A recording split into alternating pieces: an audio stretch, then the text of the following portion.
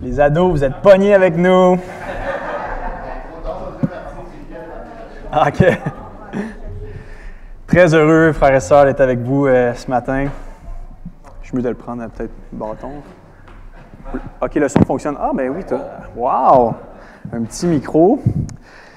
Très heureux ce matin d'être avec vous, de venir continuer ce culte d'adoration. Est-ce que je peux entendre un gloire à Jésus ce matin? Je suis heureux de voir votre fidélité dans la foi, votre dynamisme de l'esprit pour louer et célébrer notre Seigneur Jésus, votre amour mutuel, inspirant, les enfants qui grouillent de partout. C'est beau de voir ça. Ne prenons pas ça pour acquis, notre simple persévérance dans l'Évangile, persévérance dans la communauté. C'est un miracle de l'Évangile de demeurer unis comme vous l'êtes. Et je suis heureux ce matin d'être ici en compagnie de ma femme, mes enfants qui sont déjà en arrière et ma famille, même famille élargie, qui sont ici avec moi, avec nous. Je suis toujours enthousiaste. Je sais qu'à quelque part dans le mois de juin, vous allez m'inviter. Puis là, je me garde une date ou deux dans mon calendrier de juin, puis j'attends de voir quand est-ce qu'on va pouvoir venir louer le Seigneur avec vous. Et je suis content d'être avec vous ce matin. Je me permets de vous donner en 2 minutes quelques petites nouvelles de notre ministère, étant donné que vous nous supportez, vous êtes partenaires dans la mission. On vient de terminer au mois de mars, avril et même un petit peu début mai, une thématique sur la résurrection. Et j'ai voulu aborder tous les arguments possibles, probablement qu'il en reste d'autres, contre la résurrection. J'ai voulu donner une réponse, je l'espère, un peu satisfaisante ou du moins éclairante concernant les arguments qu'on entend autour de nous dans notre quotidien contre la résurrection de Jésus. Donc, ça se trouve sur YouTube, sur samparle.org.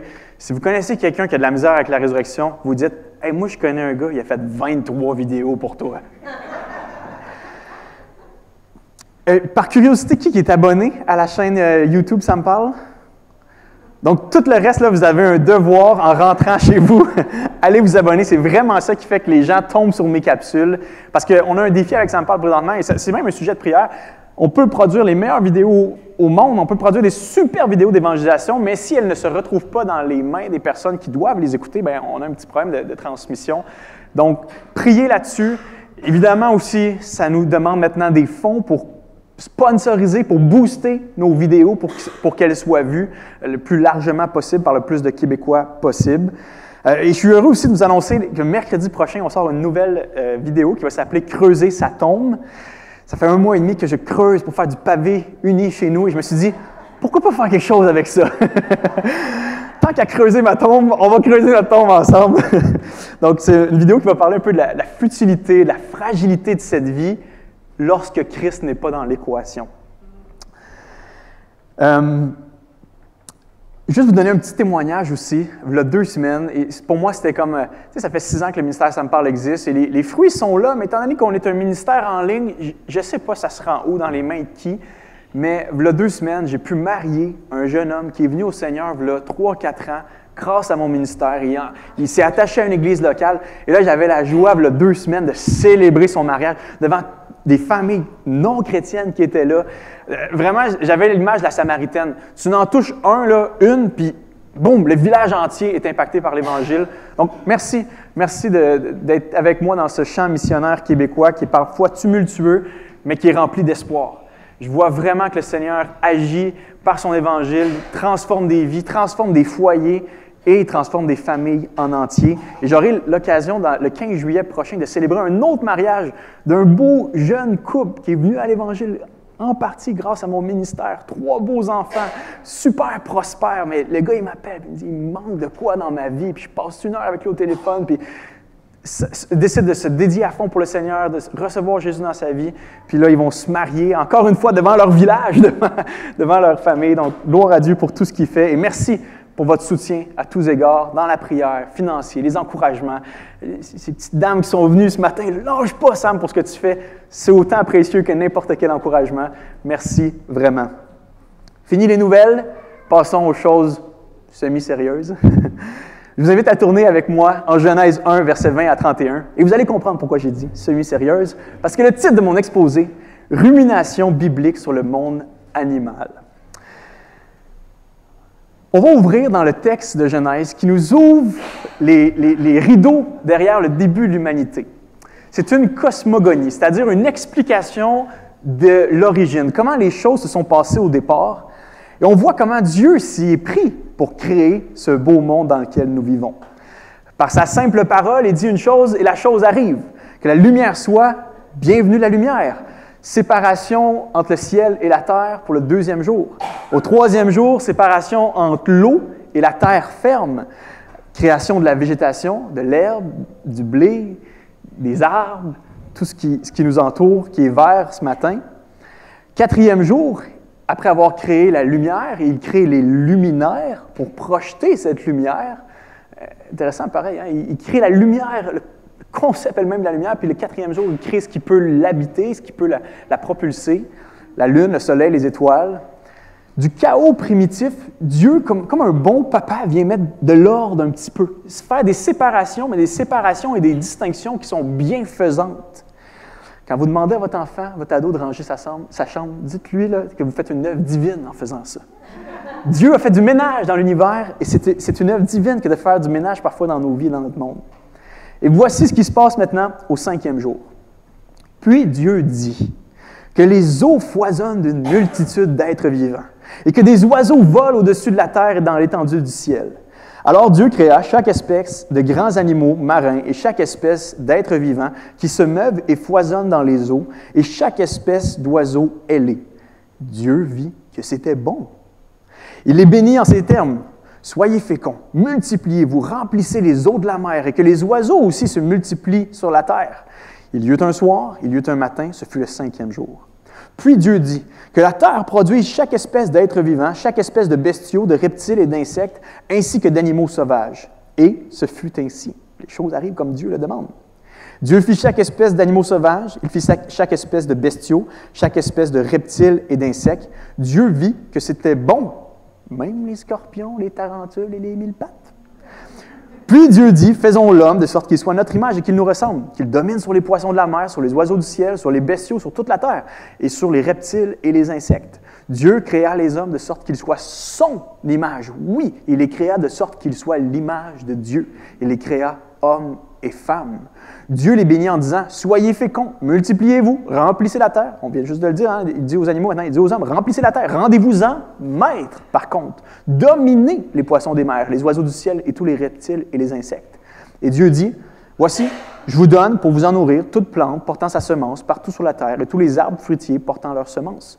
Je donne aussi à tout animal de la terre, aux oiseaux du ciel, à tout animal qui se meut, à ras de terre, à tout être vivant, toute plante verte pour qu'ils s'en nourrissent. Et ce fut ainsi. Dieu considéra tout ce qu'il avait créé et comme un artiste qui finit son œuvre, il dit « c'était très bon ». Ce fut, il y eut un matin, il y eut un soir, il y eut un matin, ce fut le 6e jour. Et on saute en Genèse 2, verset 19, qui nous donne une petite clarification intéressante sur la relation homme-animaux. L'Éternel Dieu qui avait façonné du sol tous les animaux des champs et tous les oiseaux du ciel, les fit venir vers l'homme pour voir comment il les nommerait, afin que tout être vivant porte le nom que l'homme lui donnerait. L'homme donna donc un nom à tous les animaux domestiques, à tous les oiseaux du ciel et aux animaux sauvages, mais il ne trouva pas d'aide qui soit son vis-à-vis. Adam ne trouva pas de vis-à-vis, de côte à côte, de semblable à lui-même chez les bambis et les éléphants. Non, il a fallu attendre la belle Ève qui débarque dans l'humanité. Depuis que j'ai des enfants, les animaux sont partout. T'ouvres un livre, petit bébé koala, petit loup, les animaux de la mer nous disent bonne nuit. Les chansons d'animaux pullulent dans notre maison, 2 par 2. Entre dans l'arche de Noé les animaux des 4 coins de la terre. Les activités quotidiennes tournent autour des animaux. Aller dehors, ramasser les insectes, aller à l'animalerie, puis quelques fois par année, aller au parc safari, aller au zoo. Mes enfants trippent sur les animaux. Mon petit gars voit un écureuil passer, Lewis, puis... Je me demande des fois c'est qui l'animal là, quand il voit l'animal. Mila voit un lièvre dans la cour, puis c'est l'euphorie totale. Elle veut le tuer, elle veut quasiment le manger. Sans oublier les toutous et les animaux qui sont même sur les murs de notre maison. Peut-être qu'un jour, on en aura des vrais, mais pour l'instant, il y en a assez dans l'équation. Et cet envahissement de mon quotidien par les animaux a été pour moi l'occasion de réfléchir bibliquement et dans tout le conseil, dans l'étendue de la sagesse biblique, à la place au rôle, à la visée, au but des animaux dans notre monde. Et c'est ce que je vous propose en ce beau matin de juin, une petite théologie des animaux qui pose des bases sur notre relation en tant que chrétien, en tant qu'humain, mais aussi en tant que chrétien au monde animal. Et je ne prétends pas aborder de manière exhaustive le rapport animal-homme, parce que ça prendrait un cours de 6 heures, et Jean-Philippe m'a juste donné 3 heures ce matin, mais vous allez pouvoir continuer par vous-même votre réflexion, bien évidemment, à travers des ressources très intéressantes, et je prie que le Seigneur aussi vous donne certaines applications à faire dans votre propre vie. Et en partant, je vais vous donner quelques petites raisons pourquoi ce n'est pas si bête que ça de ruminer ensemble sur les animaux, parce qu'ils sont partout chez nous, mais ils sont aussi maintenant de plus en plus présents en société, autant dans la réalité que dans le discours. Des animaux domestiques, des annonces qui nous mettent des animaux à l'avant-plan, des expressions populaires qui sont partout dans le vocabulaire. Hein? Arrête de faire la tête de cochon, j'ai d'autres chats à fouetter, se jeter dans la gueule du loup. Eux autres s'entendent comme chien et chat. Vous avez déjà entendu ça, c'est sûr. Non seulement ça, les causes de protection et de défense pour les animaux sont de plus en plus à l'avant-plan dans le discours populaire. Tu achètes une canne de thon, puis il est marqué « Animal Friendly »,« Pet Friendly », puis là, tu as tous les logos pour te dire « On n'a pas tué une baleine pour t'offrir ce thon-là. » Tu as tué du thon quand même, quelque part. La cruauté animale est décriée de façon assez véhémente. On ouvre Netflix dans la section documentaire et on voit des documentaires qui exposent les élevages intensifs, commerciaux. Et au cours des dernières années, on voit aussi dans les sciences sociales, les sciences humaines et même les sciences théologiques, comment les gens se posent de plus en plus de questions sur le rapport humain-animal. Et notre société cherche à faire du sens avec toute chose. On est créé à l'image de Dieu, et Dieu fait du sens sur tout. Donc, en tant que mini-représentant, on veut chercher le fond des choses et on cherche à faire du sens, mais on voit qu'il y a certaines dérives. Pourquoi ça vaut la peine aussi de s'y pencher? Parce que, étant donné que notre monde se penche là-dessus, nous avons la responsabilité en tant que chrétiens d'offrir des réponses qui sont satisfaisantes, qui sont bibliques. On a la responsabilité de montrer aux gens que tout a toujours rapport avec Jésus. C'est ce que les apôtres ont fait à Lystre, à Athènes. Ils commencent avec le monde créé et arrivent avec notre Seigneur Jésus. Avec les Juifs, ils vont plutôt partir du concept de la messianité de Jésus, des versets, des promesses de l'Ancien Testament. Mais lorsqu'ils s'adressent aux païens, ils commencent avec le monde entourant leur vie. Et c'est ce que je vous propose de faire ce matin, d'aller voir comment Dieu voit lui-même sa création animalière. Ultimement, nos réponses en tant que chrétiens, on ne les trouve pas dans le best-seller de l'année, on ne les trouve pas dans le Journal de Montréal, on ne les écoute pas, tout le monde en parle, on les trouve dans la Bible. Et c'est ça qui est la lumière sur notre sentier, c'est ça qui est la lampe qui éclaire chacun de nos pas. Et aussi, en tant que chrétien, je crois qu'on a tout à gagner à se rappeler que les théologiens, dans l'histoire, ont voulu chercher à unifier notre compréhension du monde, à offrir une théologie holistique qui comprend toutes les facettes de notre vie.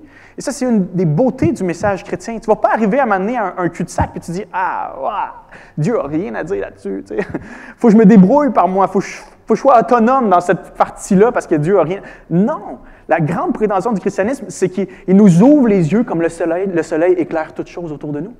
Que lorsqu'on le regarde dans sa lentille, on arrive à voir toute la beauté, la bonté du monde et la bonté de son Créateur. Mais en plus d'être partout, les animaux sont aussi partout dans la Bible. Hein? Vous avez la même Bible que moi? Une colombe apporte une bonne nouvelle à Noé. Une ânesse parle à Balaam, l'homme qui pensait voir mais qui ne voit rien. Un grand poisson remet Jonas sur le bon chemin. Des corbeaux nourrissent Élie dans la famine.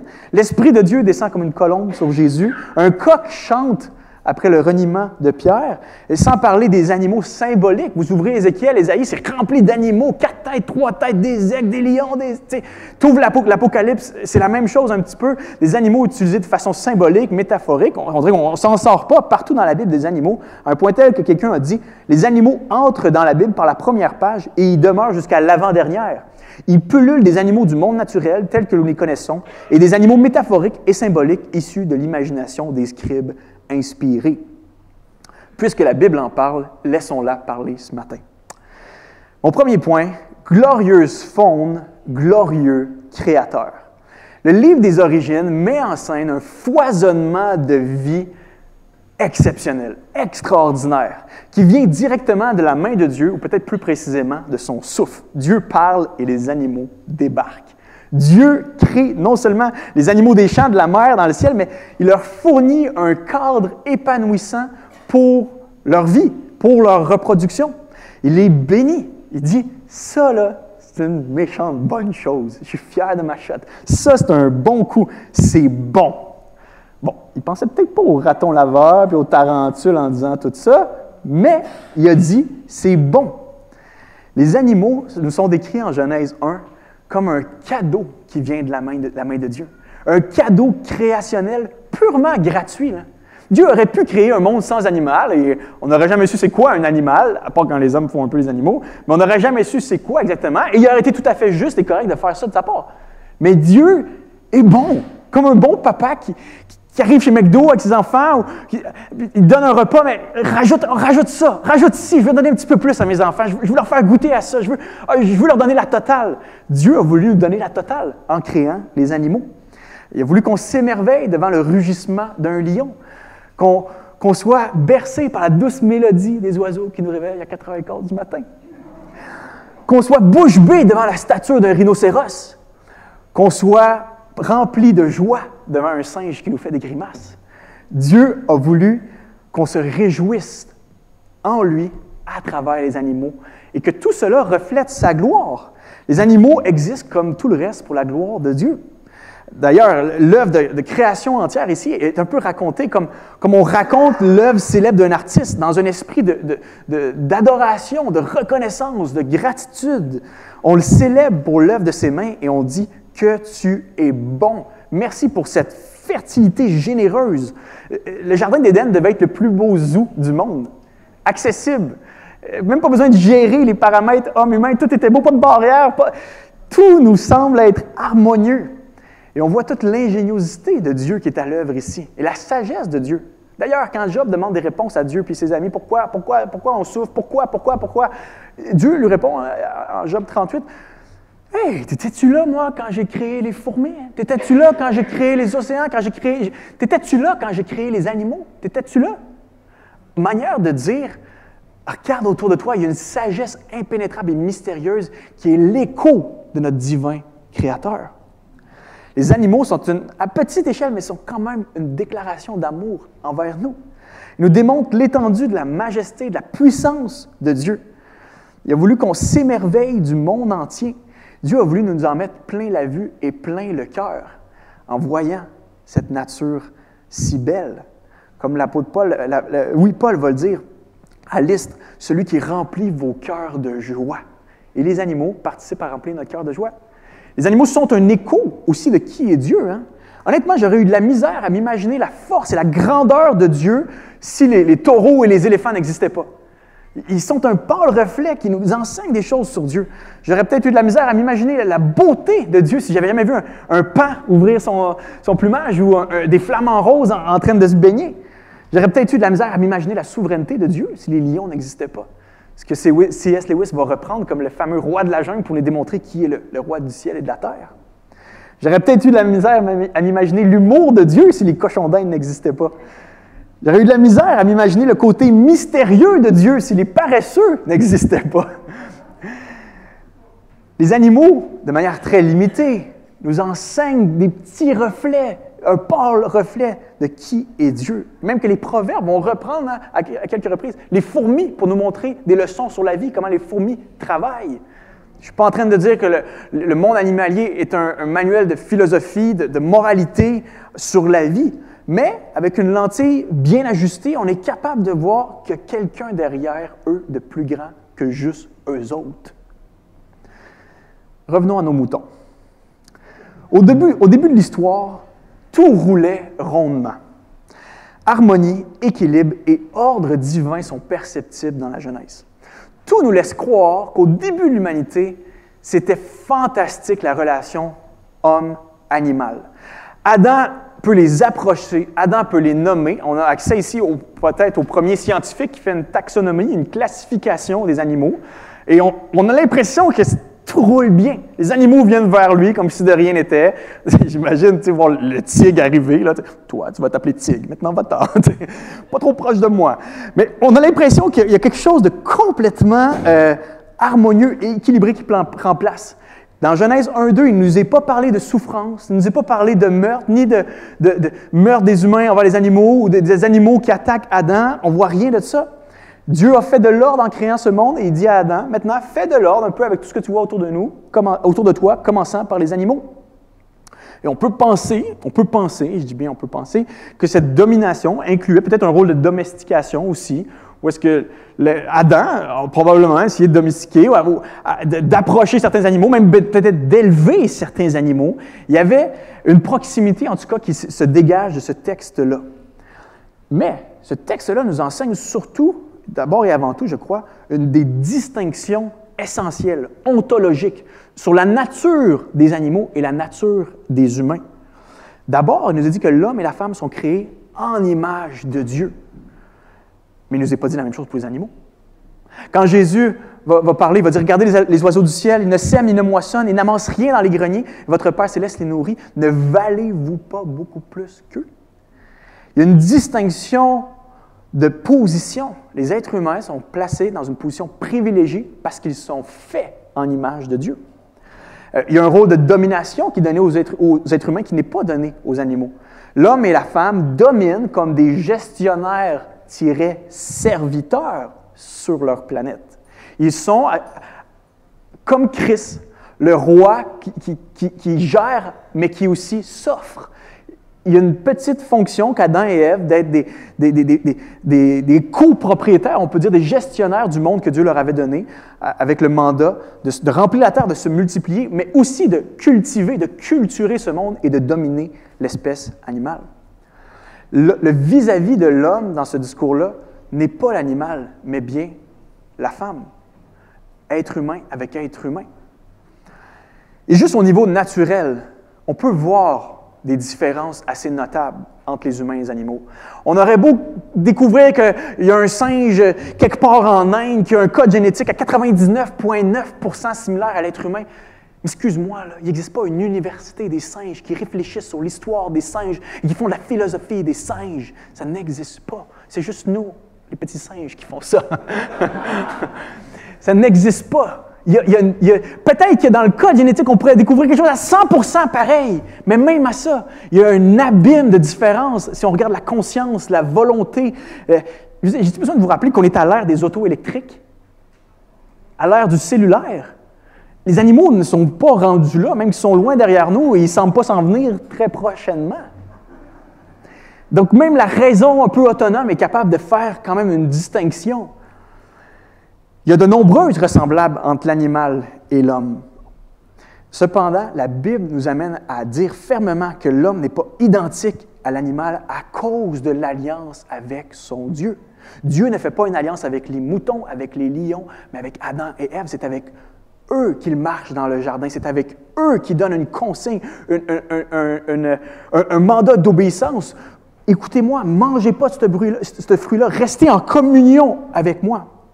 Oui, l'homme et l'animal font partie du même règne en quelque sorte, mais l'homme n'est pourtant pas un animal comme les autres. Tout le Nouveau Testament nous montre que les animaux, oui, ont une place dans la pensée de Dieu, mais Dieu n'appelle pas, Jésus n'appelle pas les animaux à la repentance et à la foi. L'animal et l'homme sont tirés de la terre, on voit une similarité, mais l'homme est façonné pour devenir un corps à la différence de l'animal. Tous les deux sont des êtres vivants, mais c'est seulement dans les narines d'Adam et Ève que Dieu souffle, un souffle de vie, ce qui lui confère une distinction particulière. Et ça nous amène à des considérations éthiques, parce que je crois que notre culture fait fausse route. Et j'aimerais vous présenter rapidement deux écueils, deux dérives que je vois un peu dans ce monde-ci par rapport aux animaux. La première, l'animal à la place de l'homme, et la deuxième, l'animal à la place de Dieu. Non, les animaux ne sont pas nos semblables. Aujourd'hui, on dévalorise et tranquillement, on vient enlever toute la belle séparation que Dieu a faite. On vient rendre ça tellement fluide et flou qui exige juste, on dirait, un genre de continuum entre les animaux et les êtres humains. Bien sûr, ça nous provient du darwinisme. Ça nous provient de l'idée que les animaux et les êtres humains sont juste sur une même longue échelle de continuité et il n'y a aucune discontinuité, il y a juste une lente continuité. Et ça nous fait enlever la prééminence de l'homme par rapport à la bête, alors que c'est une distinction qui est biblique. Et à un tel point que depuis les années 70, il y a un terme pour ça, ça s'appelle le spécisme, inspiré un peu du féminisme, du racisme, du darwinisme. Et c'est l'idée admise par plusieurs scientifiques qu'il n'y a aucune différence essentielle entre les êtres humains et les animaux. Mais cette idée-là nous amène à certaines dérives pratiques. Les idées qui sont conçues et forgées dans nos universités, 20, 30 ans plus tard, finissent par avoir une répercussion pratique. Quand les soins portés envers les animaux sont plus importants que les soins portés envers les gens qui sont en centre, les personnes âgées, les jeunes à la DPJ. Je me dis qu'il y a quelque chose qui cloche. C'est rendu quasiment plus facile parfois d'aimer notre chien que notre prochain.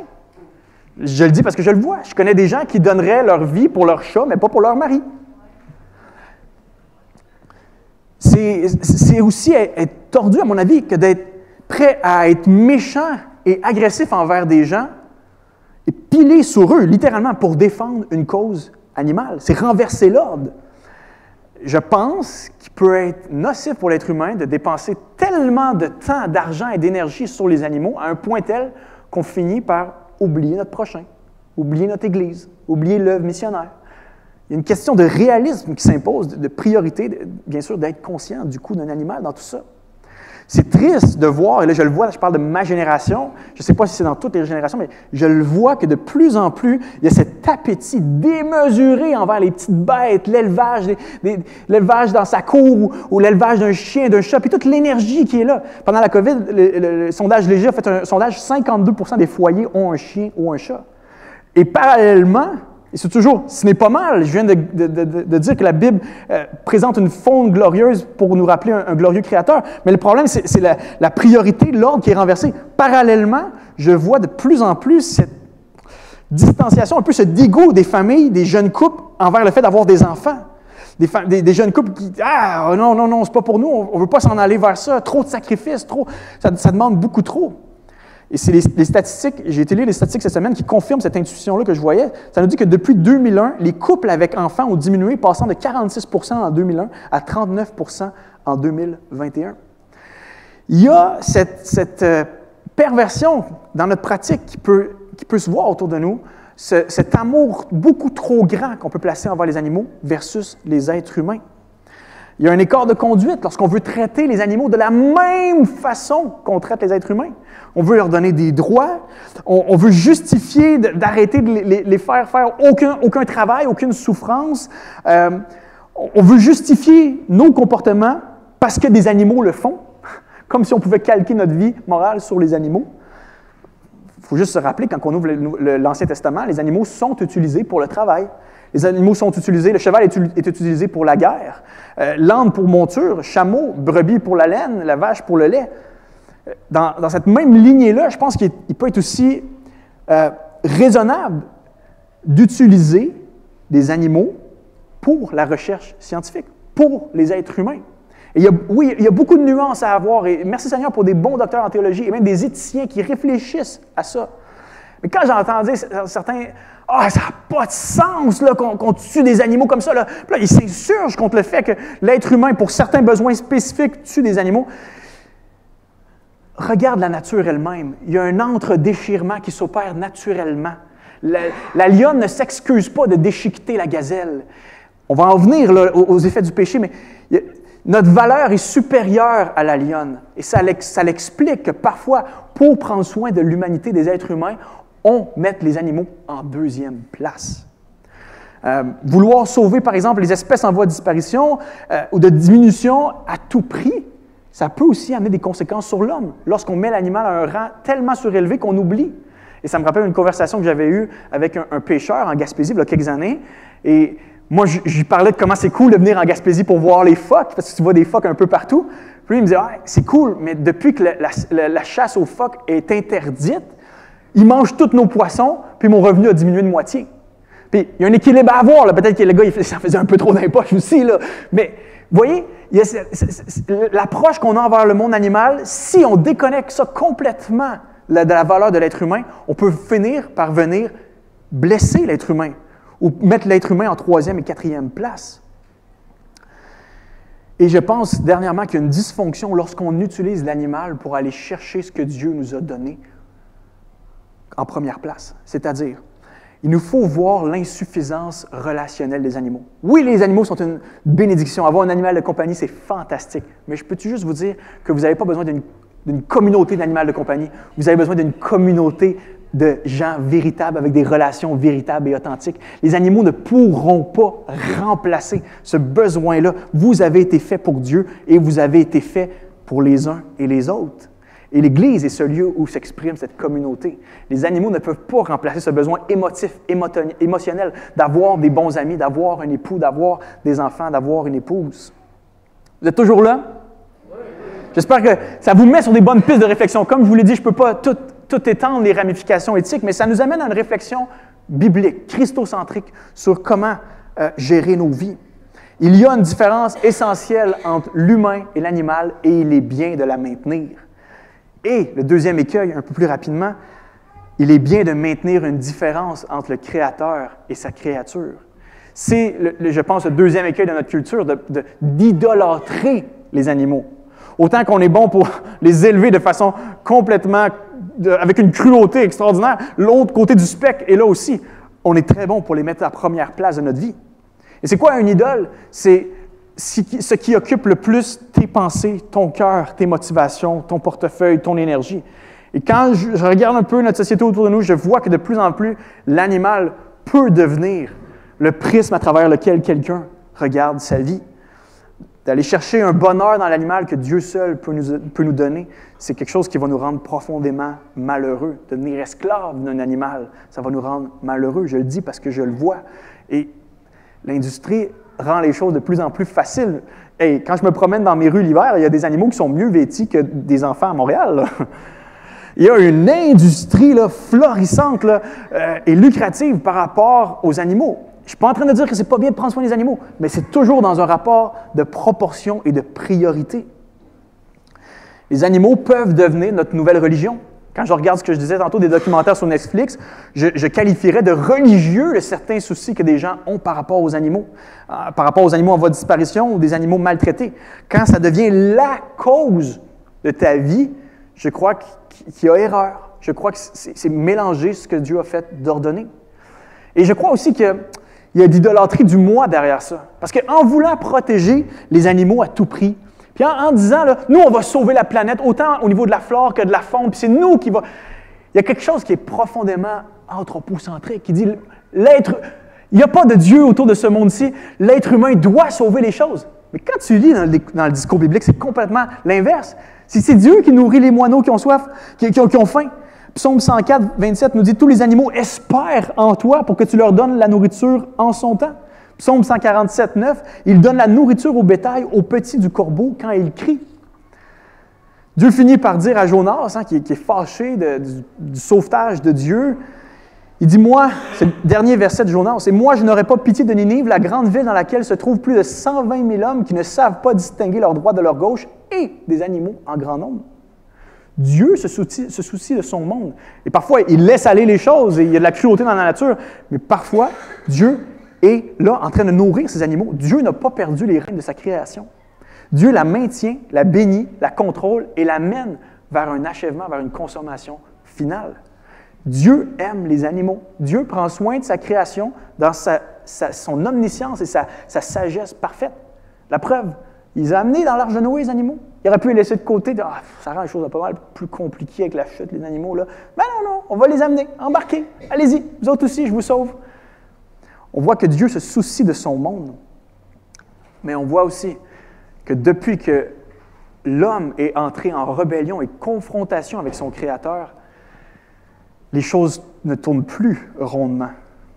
Tout allait bien jusqu'à ce que Ève mange le fruit. C'est Ève qui l'a mangé.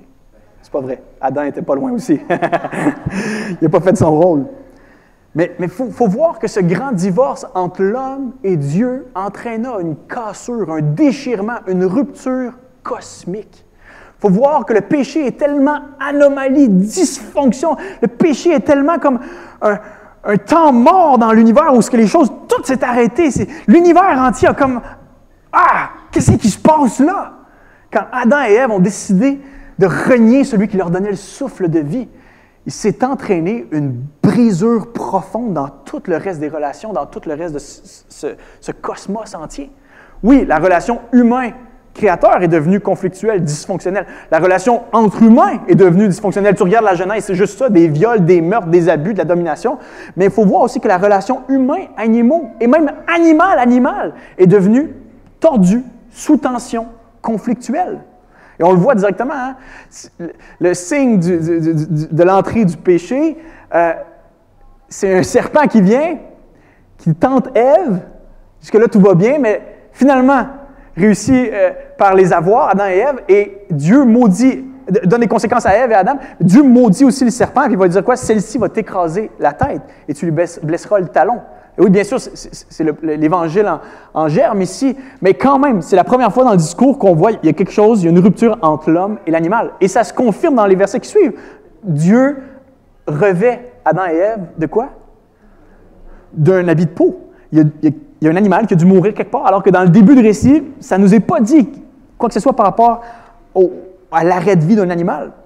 On le voit, Caïn qui offre un sacrifice végétal et Abel qui offre un sacrifice animal. Et je le savais que Dieu n'était pas végétarien. Mais Dieu acquiesce au sacrifice d'Abel, mais on voit ici qu'il y a quand même une tension qui s'exprime dans le récit. Des animaux sont tués. Et c'est quasiment le début du sacrifice animal qui est là. Et la cassure devient très claire en Genèse 9. Écoutez ça. Tout le monde sort de l'arche et là, Dieu bénit Noé et ses fils et leur dit « Soyez féconds, multipliez, remplissez la terre. Vous serez un sujet de crainte et d'effroi pour tout animal de la terre, pour tout oiseau du ciel, pour tout ce qui se meut sur la terre et pour tous les poissons de la mer. Ils sont livrés entre vos mains. Tout ce qui se meut et tout ce qui a la vie vous servira de nourriture. Je vous donne tout cela comme l'herbe verte. » Dieu rajoute au menu ici. Vous pouvez aller chez les animaux. Et alors qu'on n'avait pas ça avant, on voit que ce texte-là nous met en pleine face le fait que les animaux deviennent nourriture des êtres humains, matière de leur offrande sacrificielle éventuellement. Avant la chute, il n'y a pas besoin de vous rappeler, tout était parfait, tout était beau. Après la chute, l'homme devient une espèce exploitante, parasite, a de la misère dans sa gestion de ses ressources. Et parallèlement, les animaux deviennent sous tension avec nous. Ils peuvent nous dévorer alors qu'on essaie de les flatter. Il y a quelque chose qui prend place, et je pense que c'est ce qui rend aussi notre rapport aux animaux très, très complexe. C'est qu'il y a une tension, il y a une dysfonction qui est là dans l'univers à cause du péché. C'est drôle, notre rapport aux animaux. On les aime d'un côté, mais de l'autre côté, on les dévore. Il y a quelque chose qui ne fonctionne pas, là. On les domestique, mais en même temps, on peut faire des élevages intensifs et être complètement barbare envers les animaux. Mais la nature nous renvoie l'appareil. Hein? On peut essayer de dompter un serpent chez nous puis de l'apprivoiser, mais du jour au lendemain, il peut décider d'aller manger notre petit lapin là, qui est dans la cage d'à côté. Et il peut même s'attaquer à nous. Il y a quelque chose d'imprévisible, de mystérieux. Il y a quelque chose de brisé complètement à cause du péché. Le rapport animal-être humain est juste désordonné. Et même que la création entière attend la révélation des fils de Dieu. Et ça l'inclut les animaux. Ça l'inclut les animaux. Je crois qu'il y a quelque chose de perturbé, même dans le monde animalier. Et je le crois parce que lorsqu'il nous est présenté l'autre penchant, le nouveau monde, la nouvelle création, on voit cette paix revenir. Mais arrêtons-nous juste un instant pour voir à quel point le salut de Jésus est grand et glorieux. On a parfois tendance à penser que le salut en Jésus a juste rapport avec nous. Il a rapport avec nous. Mais le salut de Jésus renferme l'univers en entier, la terre entière. On peut voir à quel point le salut en Jésus, l'agneau immolé à notre place, est englobant lorsqu'on ouvre les pages du Nouveau Testament. Jésus prend le taureau par les cornes. Jésus vient remettre les pendules à l'heure. Jésus décide de s'attaquer à la racine du problème, le péché humain, en vivant la vie qu'on aurait dû vivre, en mourant à notre place de manière sacrificielle, comme on mène un agneau à l'abattoir, innocent sur cette croix. Mais grâce à sa mort sacrificielle et sa résurrection glorieuse, qui prouve que sa mort a vraiment compté comme fils, agneau de Dieu parfait, Cet agneau de Dieu qui ôte le péché du monde est confirmé par sa résurrection. C'était le bon. C'est le bon sacrifice.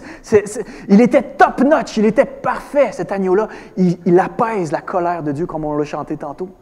Grâce à cette œuvre rédemptrice, le monde se remet tranquillement à retourner bien. Il y a un nouveau monde qui est en branle depuis la résurrection de Jésus avec comme chef de file Christ lui-même. Et c'est l'espoir d'une nouvelle création qui sera belle et harmonieuse. On lit en Éphésiens, tout ce qui est au ciel et tout ce qui est sur la terre doit être harmonieusement réuni en Christ. C'est par lui, Colossiens 1,20 nous dit, c'est par lui qu'il a voulu réconcilier avec lui-même l'univers entier, ce qui est sur la terre, ce qui est au ciel, instaurant la paix par le sang que son Fils a versé sur la croix. Grâce à l'œuvre de Jésus, un nouveau shalom, une nouvelle harmonie est en train de prendre place. C'est un royaume qui est pour l'instant parfois mystérieux, qui se manifeste à travers l'œuvre de l'Église. Mais on a espoir qu'un jour ce monde sera rendu matériel, qu'un jour il y aura vraiment cette harmonie édénique qu'on avait au départ, elle sera encore meilleure dans le monde à venir parce que Jésus vient remettre les pendules à l'heure. En ressuscitant pour notre justification, Jésus vient changer le monde, c'est-à-dire vous et moi, mais il vient aussi changer le monde. Et on peut voir que dans ce nouveau monde qui nous est décrit en Ésaïe 11, le loup séjournera avec l'agneau, la panthère aura son gîte avec le chevreau, le veau et le lionceau se nourriront ensemble, un petit garçon les conduira, rapport humain, animal complètement rétabli. La vache et l'ours se lieront d'amitié, leurs petits seront couchés côte à côte, le lion comme le bœuf mangera du fourrage, le nourrisson jouira sur le nid du serpent et le petit garçon pourra mettre la main dans la cachette de la vipère. Pas de problème. On ne commettra ni mal ni dommage sur toute la montagne consacrée au Seigneur, car, et ça c'est probablement le verset le plus important, car la connaissance du Seigneur remplira le pays aussi parfaitement que les eaux recouvrent le fond des mers. L'éradication du mal entre les hommes et les animaux sera due à la connaissance que les hommes auront de l'Éternel, une connaissance parfaite. Il n'y aura plus de mal, plus de destruction. Ce sera beau, ce sera bon. Il n'y aura plus de lutte pour la vie. C'est ce qu'on lit un peu en Apocalypse. Ces choses-là auront disparu. Pas de mal, pas de meurtre, pas de destruction. Cette lutte-là sera disparue parce que Christ nous a libérés de cette malédiction qui nous colle à la peau, mais qui aussi a son impact dans notre monde naturel. Osée annonce aussi la fin des hostilités. Voici comment il dit. « Je conclurai en ce jour-là une alliance avec les bêtes des champs, les oiseaux du ciel, les reptiles du sol. Je briserai l'arc et l'épée. Ce sera la sainte paix. » Voici l'espoir du chrétien, de voir un jour son Seigneur face à face, de plier les genoux devant lui, de l'adorer, de l'aimer, mais de revivre ce shalom, cette harmonie, cet équilibre parfait en sa présence, grâce à sa présence qui remplit tout en tous. C'est lui qui va nous faire vivre, mais c'est lui qui va nous faire revivre également. Et si ce monde nous présente 1/100 de l'amour de Dieu à travers les animaux, eh bien là, on verra l'amour de Dieu en pleine face. On verra à quel point Jésus nous a vraiment aimés. Et ici et maintenant, on peut déjà goûter à cet amour-là. Il peut déjà être déposé dans notre cœur et rien ne pourra nous en séparer. Oui, le monde animalier nous éveille à la bonté et à l'amour de Dieu. C'est pour qu'on se tourne vers l'amour de l'agneau immolé à notre place, l'agneau sacrifié, qu'on voit en lui l'amour de Dieu exprimé. C'est quand même spécial que dans nos vies, à chaque fois qu'on consomme quelque chose, quelqu'un ou quelque chose a dû mourir pour. Lorsqu'on mange de la viande, un bon steak, un animal est mort pour qu'on puisse le manger. Même les plantes, elle a été déracinée pour qu'elle se retrouve dans notre assiette. Une image, un écho qui nous rapporte que grâce au sacrifice de Christ, grâce à sa mort expiatoire, nous pouvons avoir la vie éternelle. La notion de mort qui donne la vie est présente partout dans notre création. Et je pense qu'ultimement, elle éclaire le mystère de la croix. Je pense aussi que même la souffrance animalière jette de la lumière sur la croix. C'est quoi qui nous horrifie dans la souffrance animalière? C'est la souffrance de l'innocent, l'animal qui n'a rien fait pour se retrouver dans notre assiette. Mais à petite échelle, c'est une image. Et ça nous embête, je crois, parce que ça nous représente Christ, cet homme parfait, ce Nazaréen sans tache, cet homme irréprochable mourant sur cette croix, il y a une souffrance de l'innocent et c'est la souffrance de l'innocent parfaite, par excellence, qui nous ouvre les yeux sur ce monde-ci, qui nous ouvre le cœur. Quelqu'un a dit, en réfléchissant sur l'animal, on se trouve donc au cœur de ce qu'il y a de plus incompréhensible dans le mystère chrétien, la souffrance de l'innocent. Je crois que cette souffrance est éclairée par le sacrifice de Christ. Comme si la faune et la flore avaient été informées de la fin du monde avant que nous le soyons. Bref, frères et sœurs, le lion de Juda est l'agneau immolé à notre place et nous devrons notre paix à lui en tant que grand berger de nos âmes. Laissez-moi finir avec un passage de l'Apocalypse qui, je crois, résume à peu près tout le contenu de ce qui vient d'être dit. Alors que nous attendons la venue du Seigneur et nous crions, comme la nature, comme les animaux, « Viens, Seigneur Jésus! Ah ouais, je veux rentrer à la maison, je veux vivre dans ce monde qui est parfait, qui est purgé du mal. » Eh bien, on sait qu'un jour, on va dire, comme les anges du ciel, « Il est digne, l'agneau qui fut égorgé, de recevoir la puissance, la richesse, la sagesse et la force, l'honneur et la gloire et la louange. Et toutes les créatures dans le ciel, les oiseaux, sur la terre, sous la terre, les insectes, les taupes, et sur la mer, les poissons. Tous les êtres qui peuplent l'univers, je les entendis proclamer à celui qui siège sur le trône et à l'agneau, soit louange et honneur, gloire et puissance pour toute l'éternité.